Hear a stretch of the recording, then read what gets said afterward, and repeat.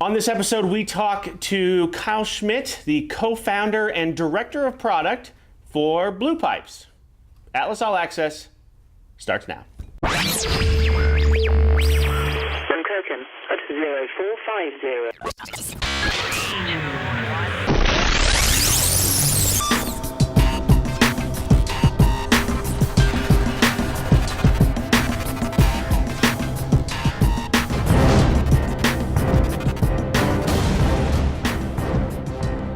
All right, Kyle, welcome. Thanks for having me, Rich. Thanks for having me, Adam. Appreciate it. We're very thankful for your time. Thank you. Absolutely. So just a little background, and this is, I want to talk about it because we were one, and correct me if I'm wrong, but Atlas, almost 6 years ago, like 5 years ago, was one of the very first adopters of BluePipes when you started. Is that correct? That's absolutely correct. Yeah, you guys came on board really quickly. You guys were very excited about what we were doing and very supportive as well. So we really appreciate that. So so we've been working together for quite some time, keeping in contact for 6 years, 5 years now. 5 years now. 5 years, yeah. 5 years. What I never told you was in the very, very beginning for us, so 5 years ago, our skills checklists were garbage. And you had really good skills checklists. And so it just made sense for us to accept that whole packet that, when a nurse goes to BluePipes to fill out all that information. Right. And those skills checklists can be a bear to create, so that's totally understandable. We spent a lot of time and effort on ours. It was one of the big lifts at the beginning before we launched the product that we had to, pick up. And it's totally understandable. Yeah. Yeah, so it's exciting to see your new list, your top 10 list just came out. Was it last week? Yes, we created a top 10 list again for 2018, and that came out just last week. Yes. So that kind of, we just started a new thing on here on the podcast, our Facebook post of the week. This is the Facebook post of the week. So this week's Facebook post of the week is your top 10 list, and we just happened to be on it, so we figured what better time to have you on to talk about BluePipes than that coincides with your top 10 list. Right. Which is no surprise, you guys being there. The surprise, as I mentioned in the article, is that you guys aren't listed higher. If, like I said in the article, if we talk to travel nurses on Facebook, they'd have you at number one. You guys have a great presence there, and we know you're doing a great job as providing a great service. So. Thank you. Trust me, we will be higher next year. I can promise you that. I have no doubt. So let's go through a couple questions here real quick. Take me back to the very, very beginning. How did BluePipes start? Right. So in the beginning, the basic gist of it is, I was working in the healthcare staffing industry as a recruiter and manager and director at a healthcare staffing company here where I am locally in Sacramento. The company is called Valley Healthcare Systems. And I was fortunate enough that the guys who started the company well prior to my arrival were very, very close friends of mine. We've been friends for over 25 years now. So I was able to get a high level overview of the company as well as, be down in the trenches doing the nitty gritty work on a day-to-day basis. And the whole concept for BluePipes, or how it got its start, was just as a result of, dealing with problems in the industry that we all deal with, both travelers and recruiters on an ongoing basis. And a lot of those problems revolve around the onboarding process, the submission process, filling out all of that paperwork and that documentation. And sort of the problem around that is that there's this disconnect between the desires, which are understandable, of the healthcare professional and the reality of the job market. So, for example, the healthcare professional will often not want to fill out that paperwork, again, very understandable, until a job opens up. And then they'll be interested in filling out that paperwork because the job's available that they want. As we know, the time to fill in the travel healthcare industry is extremely lower than what it is in the permanent market. In the permanent market, it's 40 days to fill a job for a registered nurse. In the travel healthcare industry, it might be 40 minutes. And these days, maybe even 40 seconds, It's fast. So that disconnect there, of course, there's just a lot of friction in the process, and that of course has a lot of fallout. And so one of the things that I would do as a recruiter, and we would have our recruiters do, was to just help the healthcare professional in any way you can. Get their resume, take a skills checklist from another company if you had to, or just from anywhere that you could. Let's get that submission profile set up as quickly and easily as we can for the travel healthcare professional, so that we could start that process and make it painless on them. And so that's kind of where the sort of main fundamental idea of the website came from, was that the fact that I was willing to go through that work and as a recruiter and take those steps. I figured all recruiters would be, or all companies would be. It's a speed to market issue. Let's just get make it quick and frictionless for the candidate. And that's really where the idea came from.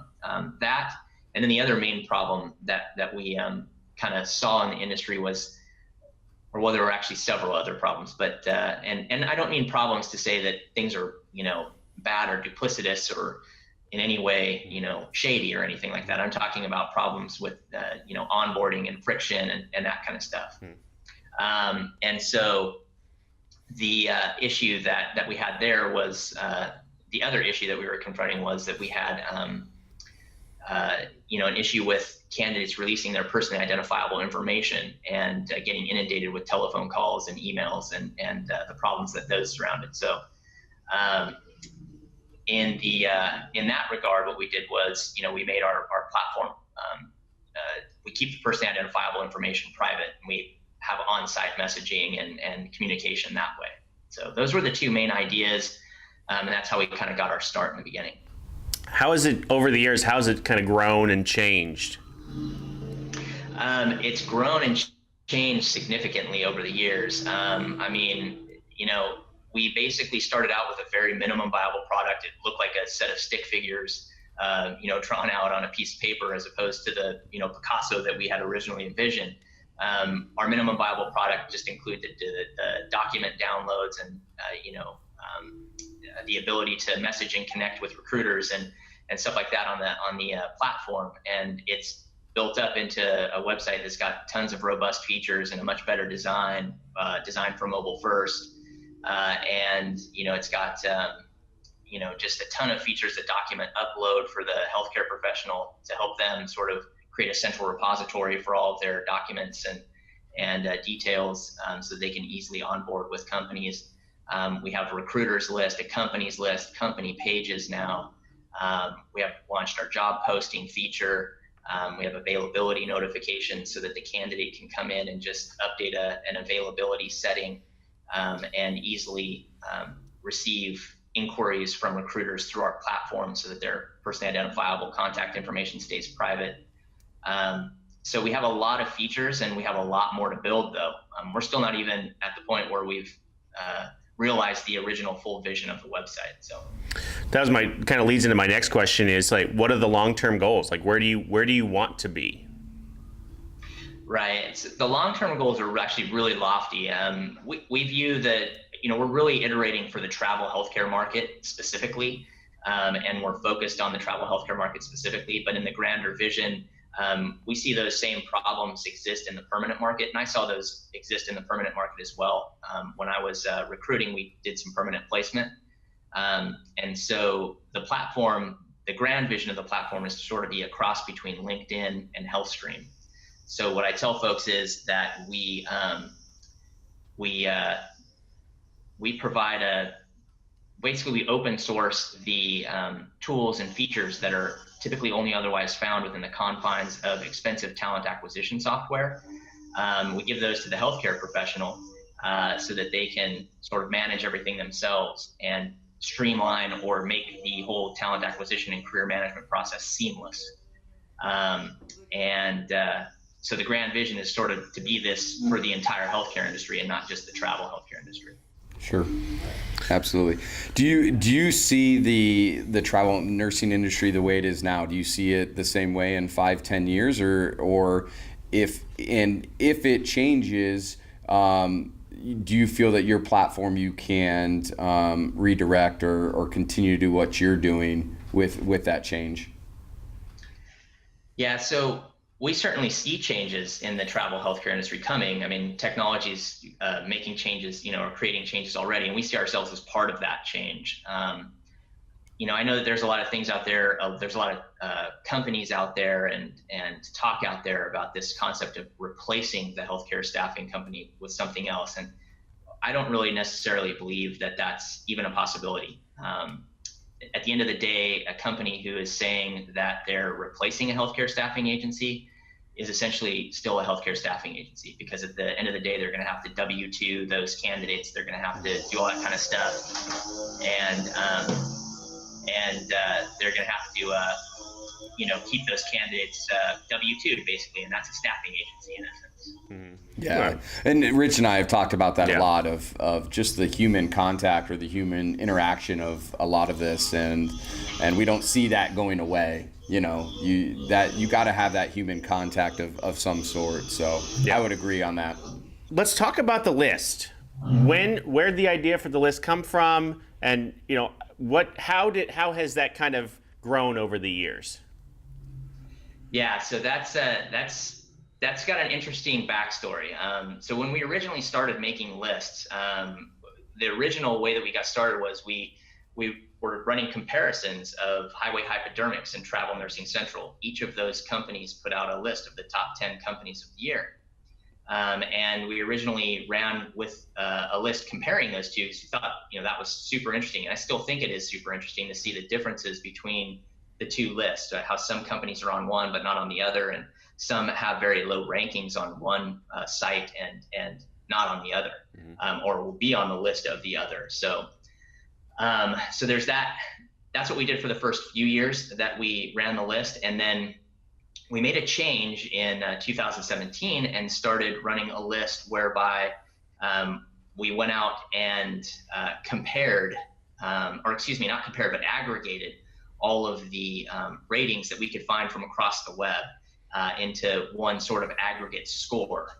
And so that is what we do now. And I think the reason, sort of the impetus behind that was, just again, seeing that list and those differences year to year, and recognizing that, this is just sort of the fundamentals of the industry. There's relatively few travel healthcare professionals out there. Getting reviews is very difficult. The vast majority of product or, service users don't leave reviews. And so getting a real robust sort of set of data for reviews is actually quite difficult. And so we felt that aggregating all of the reviews that we could find into one sort of score gave us a bigger sample size. And so we liked that approach, and that's how we started doing it in 2017. And so this is year 2 for the list, is that right? This is year 2 for the list, the way that we're doing it now, yes. Mm-hmm. So I know you and I had talked about this a little bit, and I mean, there is a ton of detail that goes into each one of those companies that made the top 10, but then just in general, to get to that top 10, talk through how much time it takes to produce that list. Sometimes I think that I should be committed for even doing it. I mean, honestly, it's hard to quantify, because I have some other things going on while I'm doing it. But man, I mean, if I had to estimate the amount of time just in terms of man hours, it's probably like 80 to 120, so 2 to 3 weeks total. Wow. To put everything together. And so what we're talking about in the terms of that process is, first, the first year, last year, I went out and I sort of collected all of the data for the first time. So the easy thing is, you go to one central source and sort of find your list of travel healthcare companies, which we had already. And then you go to each of those, services, Travel Nursing Central, Highway Hypodermics, Facebook, Indeed, Glassdoor. Last year we used travel nursing blogs. We didn't use travel nursing blogs this year, so we used Google. The point is that in year 1, it was really about so I would have to go into Indeed and literally search for each company within Indeed, find their page, and then add their data to the spreadsheet. So that's what it's in. It's in this big spreadsheet, right? So you're going out and doing that for 250 companies, right? So that took a long time last year. And then this year, of course, I saved all of the links to all of those pages where they were. So here's your Indeed, a link to your company's page on Indeed and on Glassdoor. And so I had all those links. Mm-hmm. So then at that point, it just became about clicking through, getting to that page and putting the data into the spreadsheet. Then, of course, some companies didn't have a page, or I couldn't find a page for them last year. So I had to go and search for them again this year. And then, of course, this year we made some changes. And of course, we wanted to have this year over year difference factor where we were adding some extra weight for the difference between this year and last year, right? Because we want this to be a best companies of the year list, not a best companies of all time list, right? Mm-hmm. And so we, I had to go through, it took a long time to figure out how we were going to do that. And I had to run a bunch of different sample calculations of how exactly we would calculate the differences and create those different scores. And so that's what really took a lot of time this year. And then, of course, once you've done all that, you have to look at your list of the top 20 companies, because that's what we list. We actually list the top 20. And I look at those and I literally go through each one of them to make sure that there's nothing shady going on with the scores. I go and give a spot check of the reviews to make sure that it's not, no offense to people in the Philippines, but it's not a bunch of people in the Philippines leaving reviews for travel nursing company in America, right? Like I said, nobody's doing anything shady or anything like that. And then you have to write the article. And so it really does take, it's a significant amount of time. Having seen your spreadsheet, going over that last week with you in our position there, I can absolutely vouch for this. I do not know how you did it, but it's pretty amazing. Yeah. And I can tell you, having been parts of a lot of lists out there, I mean, Atlas shows up on a lot of different, top 10 lists, top 20 lists, whatever. Yeah. By far, this is the most in-depth. Like, we earned our spot here, and every company that appears on the list earned their spot based on feedback from our nurses. Right, absolutely. It's not, when I look at the list, what I see is, like I said before, it's very difficult to get reviews, right? I mean, the vast majority of people do not leave reviews, and so when you see companies who are getting a lot of reviews, it's clear that there is an incentive, that there's you're going above and beyond, and of course it can go the other way too, right? It's pretty rare that people have an average experience and they go and leave a review, right. And so when you see those companies on the list, it's actually quite impressive. And if you take those top 20 companies too, the reason that we list 20 is because the average score is so high for those top 20. I mean, they're scoring, in terms of a customer satisfaction score, what you would see is, man, those 20 companies are really knocking it out of the park in terms of providing great service. Mm-hmm. And so what it indicates to me is that, the industry as a whole is doing a pretty good job. There's no shortage of great services out there.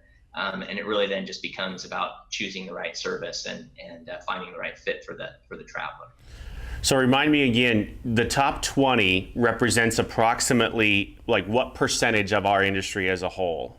Yeah, so my guess is about 5%, right? About 5%. So if you figure if there's about 350 companies, right? Mm-hmm. 20 would be roughly like 5 to 8% of the companies. Mm-hmm. And then what I would say is, if you even stretch it out even further, and what I do is, now that I have all those scores in a spreadsheet, I'll look at the average score for the entire industry, right, across these platforms. And that too is actually quite high relative to other industries. Now, of course, there are companies that are scoring abysmally low that are out there, unfortunately. But as an industry, I think that it would be fair to say that the customer satisfaction rate in the industry is fairly high. Mm-hmm. Yeah, if you took that, that's something I think I'm really proud of. Being that one of those companies that, we're not a large company by any means. We're mid-sized. There's a lot of mid-sized companies the exact same size as us on that list with really, really good scores. And I think that truly represents the industry as a whole. Right. And I think that's a great thing. To me, it shows that the industry is doing a great job.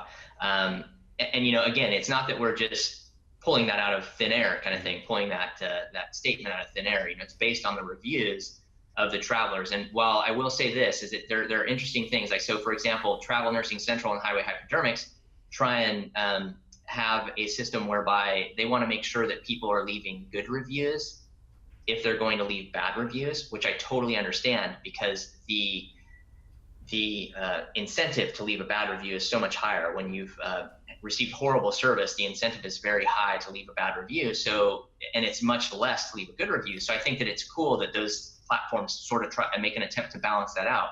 But at the same time, the other services of Facebook, Indeed, Glassdoor, they're not making that attempt to do that. And so really what you end up getting is a really good cross section of what the perception of the industry is by looking at all of those reviews. And again, it's pretty solid. It's pretty solid.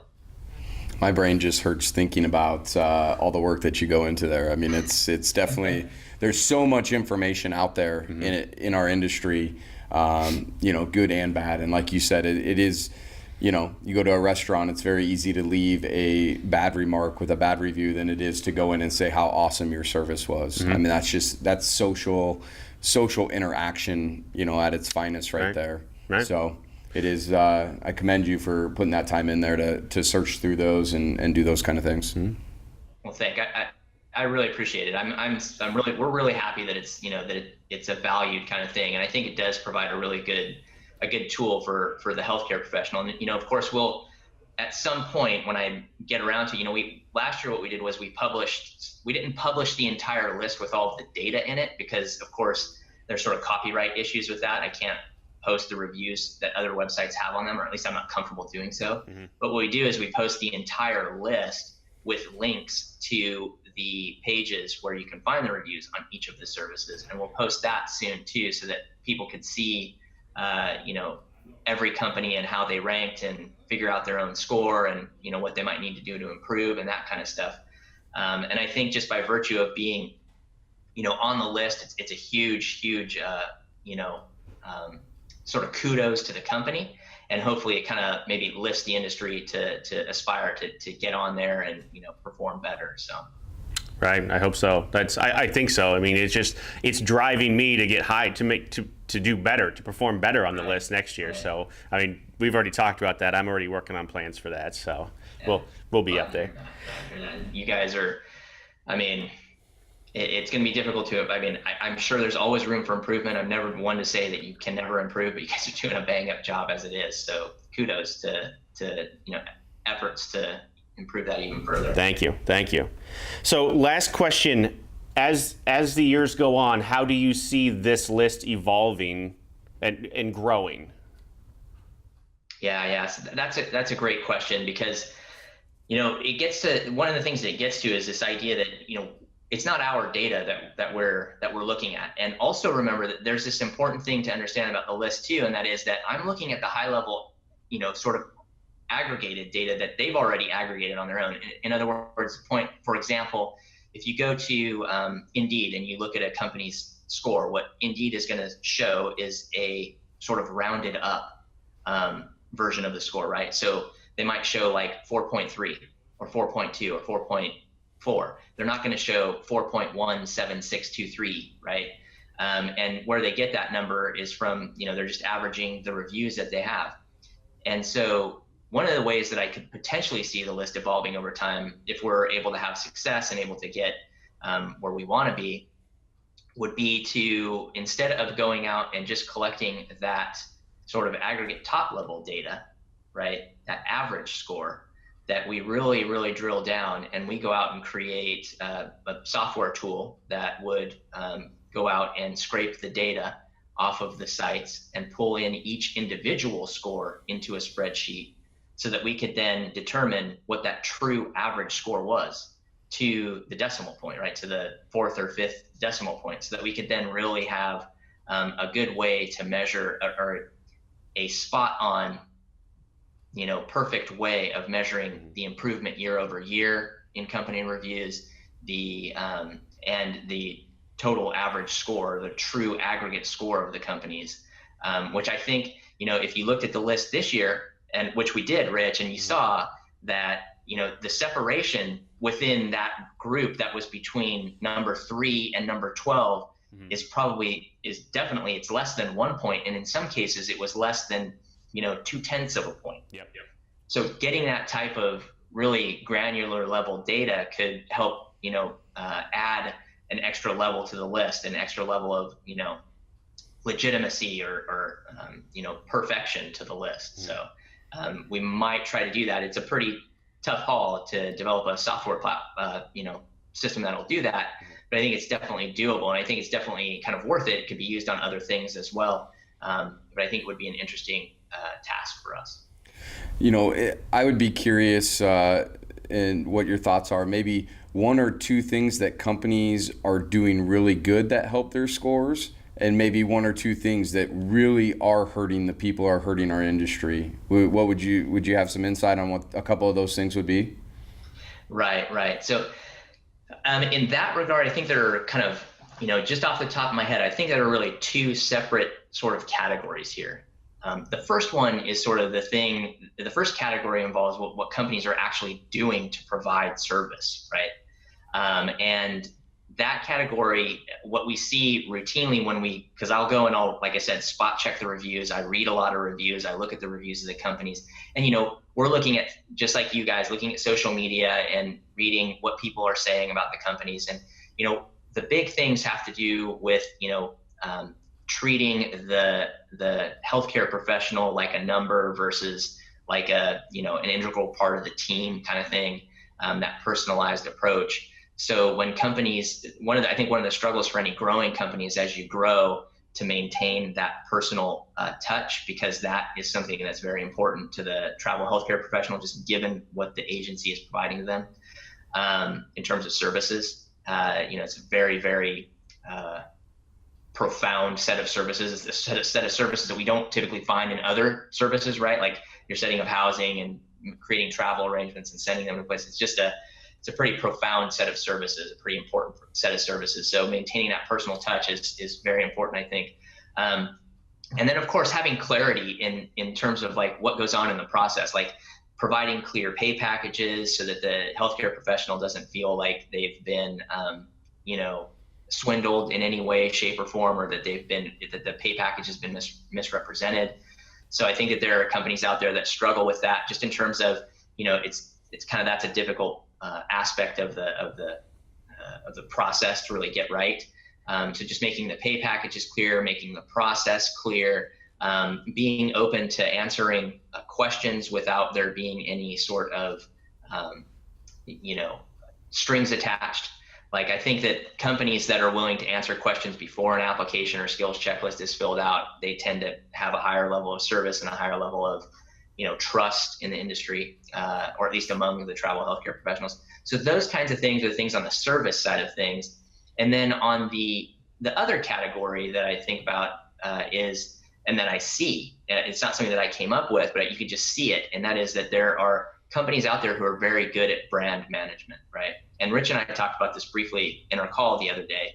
And that is this whole concept of, is essentially, understanding as a company how important reviews are these days. The numbers are actually really, really shocking, and they just pop off the page. The Glassdoor will do surveys, because of course Glassdoor is a big review company. That's kind of one of their things. And the number of people who are aged 35 and younger, so the millennials and younger, who utilize reviews as their primary source of making a purchasing decision, it's just astronomical. It's like 70-80+% of them cite reviews as the number one way that they make a purchasing decision or a buying decision. And that's kind of what's happening here. And so really for the companies is to recognize, that brand management is important, that it's important to follow up with the candidates over time to make sure that they're staying happy, to address any problems as they arise, and to fix any wrongs and right all of the things that are going bad in the process, because it happens all the time. And oftentimes it's not the fault of the agency in any way, but really the agency is kind of the one on the hook to sort of take care of those things, and just recognizing that and making sure that the experience is, as positive as it can be for the traveler. No, I think, even asking the question stuff, but that makes so much sense. Right. On there, the younger and younger generations are more inclined. I have more nurses every day saying, hey, I did the research on the hospital and these are my issues, or these are my issues on the location, and things like that, because they are doing the research. So Right. I think that's spot on. Very cool. Yeah. Right. Well, Kyle, thank you so much. I really appreciate you being on with us today. I want to take a personal second to recognize our friends across town who are number one on this list. Primetime, great job, fellas. Yeah, you guys, that's great. That's impressive. So, we're coming for you. We'll be closer next year. So, Well, I have no doubt you guys will. And thank you very much, Rich and Adam, for having me on. I really appreciate it. It's been great to be here. thanks again, Kyle. We'll talk to you soon. All right. Thanks. All right, Thank thanks. you.